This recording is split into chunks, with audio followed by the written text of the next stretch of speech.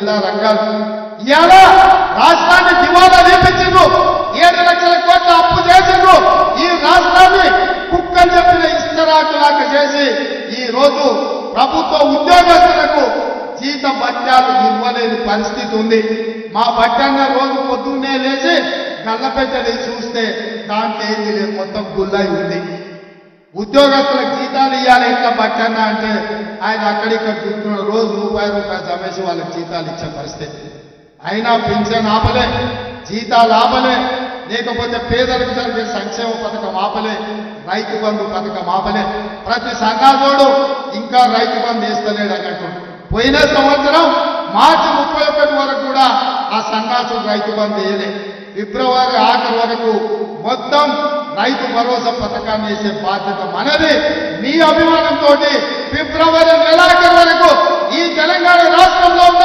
63 లక్షల రైతు కుటుంబాలకు మీ ద్వారా మాట ఇస్తున్నా ఫిబ్రవరి ఆఖరి వరకు రైతు భరోసా ద్వారా మీ ఖాతాలలో నగదు బదిలీ చేసే బాధ్యత కాంగ్రెస్ పార్టీ తీసుకుంటుంది నేను చెప్పదలుచుకున్నా మిత్రులారా ఒకవైపు సంక్షేమం ఇంకొక వైపు అభివృద్ధి మూడవ వైపు కేసీఆర్ చేసిన విధ్వంసాన్ని ఇవాళ మనం అంతా కూడా సరిదిద్దాలి అక్కడక్కడ రేవంత్ రెడ్డి మేస్త్రి అంటారు అవును బిడ్డ నేను మేస్త్రిని మీరు విధ్వంసం చేసిన తెలంగాణను పునర్నిర్మించే మేస్త్రిని మీరు నిరుద్యోగ యువకుల జీవితాలతో చెలగాట మారింది కదా అందుకే 30 లక్షల మంది తెలంగాణ నిరుద్యోగ యువకుల భవిష్యత్తును తీర్చిదిద్దే మేస్త్రిని తెలంగాణ పబ్లిక్ సర్వీస్ కమిషన్ కి ఇవాళ చైర్మన్లను సభ్యులను గవర్నర్ గారు అనుమతించారు ఇవాళ నుంచి వాళ్ళ జీవితాలను పునర్నిర్మించే మేస్త్రిని ఇదే కాదు బిడ్డ కాస్తో మిమ్మల్ని 100 మీటర్ల గోతు నుంచి పాతి పెట్టి మీకు గోరీ కట్టే మేస్త్రిని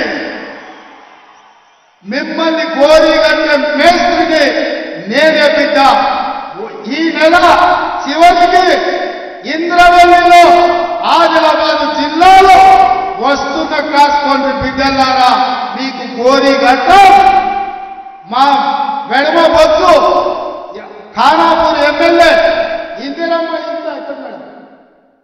ఎడమ బొత్తు మన ఖానాపూర్ ఎమ్మెల్యే ఇతను ఆనాడు ఇందిరమ్మ ఇల్లు ఇచ్చిన ఏకైక రూమ్ లో ఉండే ఒక ఆదివాసి బిడ్డ ఇందిరమ్మ ఇల్లు తప్ప ఎడమ బొత్తు దగ్గర ఏమీ లేదు కానీ మీ అభిమానం మల్లికార్జున ఖర్గే గారి ఆశీర్వాదం కాంగ్రెస్ పార్టీ బీమం ఉంటే గుండెల నిండా గాలి పీల్చుకొని సోనియమ్మ బొమ్మను గుండెల్లో పెట్టుకొని పోతే అక్కడి బిడ్డలు ఆశీర్వదించారు ఇవాళ ఎమ్మెల్యే అయ్యాడు కాంగ్రెస్ పార్టీ ఇందిరమ్మ ఇల్లుండే బిడ్డను కూడా ఇవాళ ఎమ్మెల్యే చేసింది నేను అడుగుతున్నా సన్నాసి సోయిలేని కేసీఆర్ ఎవరిని రాను రాజ్యసభ చేసింది పార్థసారథి రెడ్డి కరోనా సమయంలో 1000 కోట్లు తోసుకున్నాం రాజ్యసభ చేసినావు రవిచంద్రాన్ని ఇంకొక ఆయన చేసినావు గ్రానైట్ వ్యాపారం దామోదరరావు అని ఇందులో రాజ్యసభ చేసినావు తెలంగాణ రాష్ట్రాన్ని దోసుకున్నావు ఒక్కనన్నా ఇట్లాంటి ఎమ్మెల్యే చేసినావు అని నేను అడుగుతున్నాను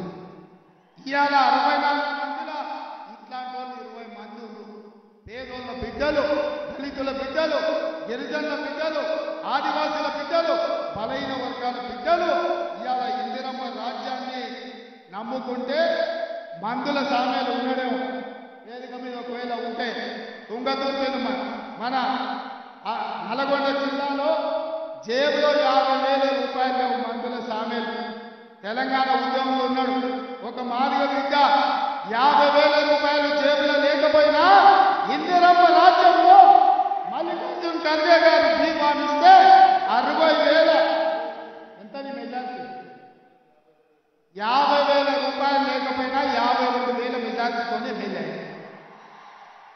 ఎవరి బిడ్డ పేదోళ్ళ బిడ్డ మాదిగోళ్ళ బిడ్డ చెప్పులు కుట్టుకున్న బిడ్డ ఇవాళ కాంగ్రెస్ పార్టీ 50,000 రూపాయలు లేకపోయినా 52,000 మెజార్టీతో ఎమ్మెల్యే అయింది వీళ్ళందరూ ఏమన్నా భూస్వాములా వీళ్ళందరూ ఏమన్నా దోపిడీదారులా వీళ్ళందరూ ఏమన్నా నీలాగా దొరలా దోసుకున్నోళ్ళ పేదోళ్ళ బిడ్డలు ఇందిరమ్మ రాజ్యంలో మీ కష్టం ఉంటే మీ శ్రమ ఉంటే ఇవాళ వీళ్ళందరూ ఎమ్మెల్యేలైన మీ ఆశీర్వాదం ఉంటే మరి మిత్రులారా నేను అడుగుతున్నా, ఇంత కష్టం చేసి ఇట్లాంటి పేదోళ్ళని మీరు ఎమ్మెల్యేలు చేసేసి మరి నేను అడుగుతున్నా, నల్లమల్ల అడవులల్లా మారుమూల గ్రామంలో ఉండే ఒక రైతు బిడ్డను మల్లికార్జున ఖర్గే గారు సోనియమ్మ ఆశీర్వదించే రైతు కుటుంబంలో వచ్చిన నేను ఒక సామాన్యమైన కుటుంబం. మా కుటుంబంలో ఎవరు ఎమ్మెల్యేలు ఎంపీలు మంత్రులు లేరు. కానీ 16 సంవత్సరాలలో తెలంగాణ రాష్ట్రానికి ముఖ్యమంత్రి అయినా ఇది కాంగ్రెస్ పార్టీ దయా. కాంగ్రెస్ పార్టీ అండగా నిలబడితే వ్యవసాయ కుటుంబం నుంచి వచ్చిన నేను కూడా ముఖ్యమంత్రి కాగలను. కాంగ్రెస్ పార్టీలా ఎవరైనా ఏదైనా కావచ్చు. మల్లికార్జున ఖర్గే గారి గురించి ఒక మాట చెప్పాలి. ఆనాడు రజాకర్ల దాడిలో చిన్న వయసులో తల్లి చనిపోతే తండ్రి కొడుకును భుజం మీద వేసుకొని పక్క ఊరికి పోయి ప్రాణాలు కాపాడుకొని కష్టపడి చదివిస్తే గ్రామ కమిటీ అధ్యక్షుడి నుంచి మండల స్థాయి నుంచి జాతీయ కాంగ్రెస్ పార్టీ అధ్యక్షుడు 9 సార్లు ఎమ్మెల్యే అయ్యాడు, 2 సార్లు ఎంపీ అయ్యాడు, ఒక్కసారి రాజ్యసభ సభ్యుడైండు. 56 ఏళ్ల నుంచి మొదటిసారి ఎమ్మెల్యే అయితే 50 ఏళ్ల వరకు ఒక్కరోజు కూడా ఓడిపోకుండా గెలిచిండు. ఇవాళ కాంగ్రెస్ పార్టీకి అధ్యక్షుడైంది. నిలువెత్తు 6 అడుగుల ఆజాద్బావుడు ఇవాళ కాంగ్రెస్ పార్టీకి ఒక దళితుల బిడ్డ మనకు నాయకుడైంది. ఎందుకైంది? ఇవాళ కాంగ్రెస్ పార్టీ వల్ల అయిందో, ఇందిరమ్మ దయ వల్ల అయిందో, సోనియమ్మ మద్దతు వల్ల అయిందో. ఇది కాంగ్రెస్ పార్టీ అంటే. కానీ ఆ కేసీఆర్ పక్కన చూడుంది, ఆ పక్కోడు ఈ పక్కోడు, జేబులు కొట్టేటోడు, చేయిలు వెనుకపోయేటోడు, భూములు దొంగతనం చేసేటోడు, శాండ్ ల్యాండ్ వైలు మైను మాఫియా వాళ్ళు వాళ్ళ పక్కన, దళితులు గిరిజనులు పేదోళ్ళు మన పక్కన. ఎన్ఎస్జీవై అధ్యక్షుడు వెంకట్ ఎమ్మెల్సీ, మాజీ ఎన్ఎస్జీవై అధ్యక్షుడు మహేష్ గౌడ్ ఎమ్మెల్సీ, ఆర్తగంట ముందు మాజీ ఎన్ఎస్జీవై అధ్యక్షుడు పొన్నం ప్రభాకరు ఇవాళ ఎమ్మెల్యే మంత్రి అయ్యాడు, ఎంపీ ఫోరంల కన్వీనర్. మన విద్యార్థి నాయకులు ఇంతమంది ఇవాళ ఇన్ని హోదాలు వచ్చినాయి. ఎందుకు వచ్చినాయంటే కష్టపడుతూ వచ్చినాయి. కాంగ్రెస్ పార్టీ జెండా మోస్తూ వచ్చినాయి. మీరందరూ అభిమానించి ఆదరిస్తూ వచ్చినాయి. అందుకే మిత్రులారా, ఇవన్నీ నేను ఎందుకు గుర్తు చేస్తున్నంటే రాబోయే పార్లమెంట్ ఎన్నికలు అత్యంత కీలకం.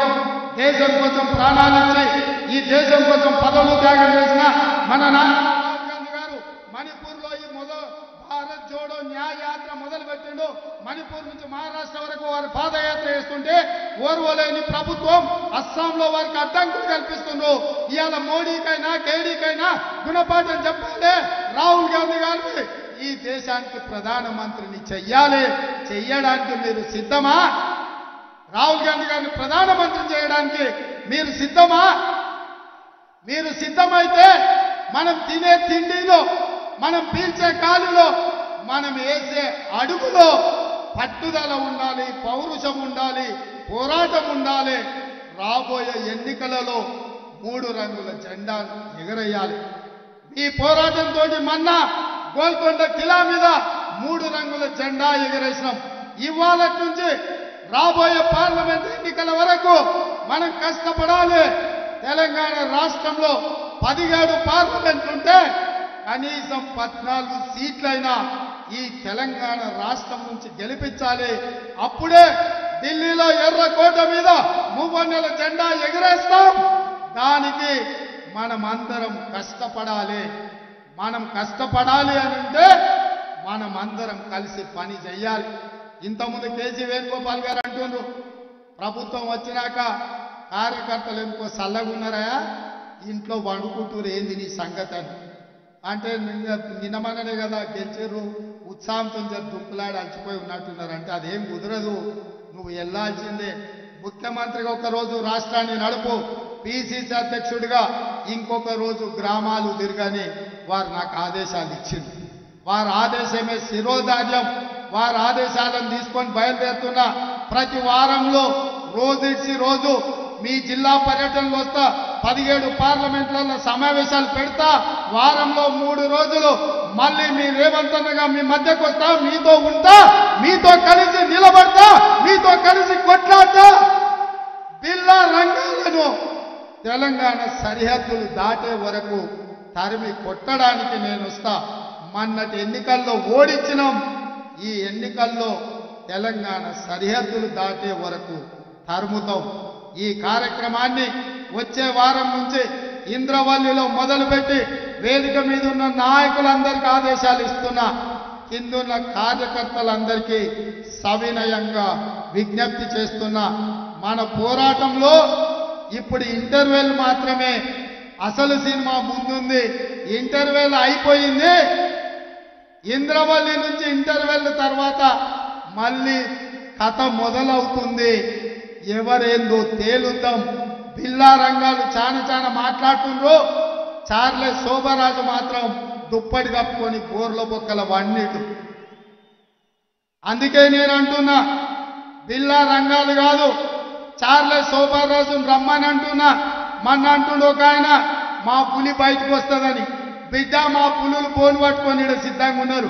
బోర్లు వేసి బోన్లో పెట్టి బొంద పెడతాం. బోను సిద్ధం, రమ్మను మీ పులిని ఏడుందో నేను చెప్పదలుచుకున్నా. అందుకే ఇంతకాలం ముఖ్యమంత్రిగా ఉన్నా కాబట్టి మాట్లాడితే బాగుండదు, పరిపాలన మీద దృష్టి పెడతామనుకున్నా. కానీ మాట్లాడకపోతే పని నడిచేటట్టు లేదు. ఏది పడితే అది అబద్ధాలు చెప్తారు.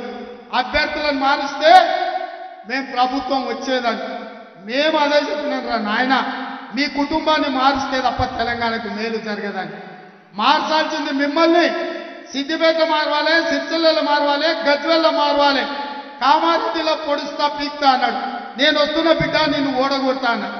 కామారెడ్డిలో పోయి కేసీఆర్ను ఓడించినవా లేదా? ఓడినా లేదా?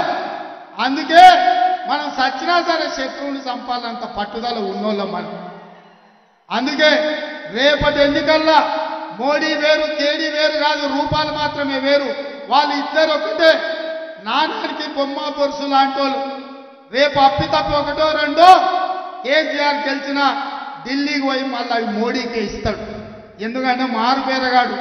కేసీఆర్ మీకు తెలుసు కదా, మారు బేరగాడు. ఈడ ఒక రూపంలో జమ చేస్తాడు, ఢిల్లీకి పోయి ఇంకొక రూపంలో అమ్ముకుంటాడు. మోడీ కేసీఆర్ వేరు వేరు కాదు. మోడీ మనిషే, మోడీ తాబేదారే. ఈ కేసీఆర్ ఇవాళ మా క్రిస్టియన్ మైనారిటీ, ముస్లిం మైనారిటీ, తెలంగాణ ఉద్యమకారులకు నేను విజ్ఞప్తి చేస్తున్నా. కేసీఆర్ వాడే ప్రతి ఓటు పరోక్షంగా మోడీకి అవుతుంది. బీఆర్ఎస్ కేసే ఓటు మూసీలేసినట్టు అవుతుంది. ఇవాళ ఢిల్లీలో కాంగ్రెస్ జెండా ఎగరాలి, రాహుల్ గాంధీ ప్రధానమంత్రి కావాలి అని అంటే ఈడ 14 ఎంపీలు గెలవాలి.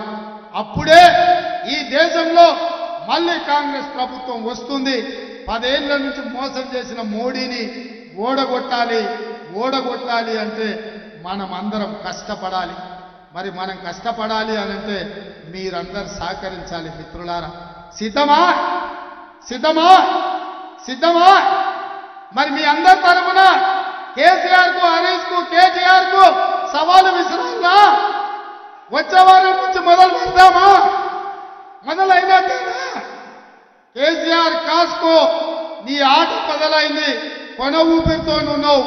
ఆయుధం కూడా నీ పీక విసికే బాధ్యత, నీ పార్టీని పొందబెట్టే బాధ్యత మా వాళ్ళందరూ తీసుకున్నారు. ఇదే కాదు, మీకందరికీ చెప్తున్నా, మనం ఇచ్చే 6 గ్యారెంటీలు అమలు చేయడానికి గ్రామ గ్రామంలో 5 మందితోటి ఇందిరమ్మ కమిటీలు వేస్తాం. ఇందిరమ్మ కమిటీలలో మీరు ఉంటారు. ఎవరైతే మన పార్టీకి ఈ రాష్ట్రంలో అండగా నిలబడతారో సంక్షేమ పథకాలు వాళ్ళకు చేర్చాల్సిన బాధ్యత మీదే. అందుకే ఇంత ఓపికగా ఈరోజు వచ్చి ఇక్కడ కూర్చొని ఈ సభను విజయవంతం చేసిన మీకందరికీ మనస్ఫూర్తిగా ధన్యవాదాలు తెలియజేస్తూ సెలవు తీసుకుంటున్నా. జై కాంగ్రెస్, జై జై కాంగ్రెస్, జై సోనియమ్మ. ధన్యవాదాలు మిత్రులారా.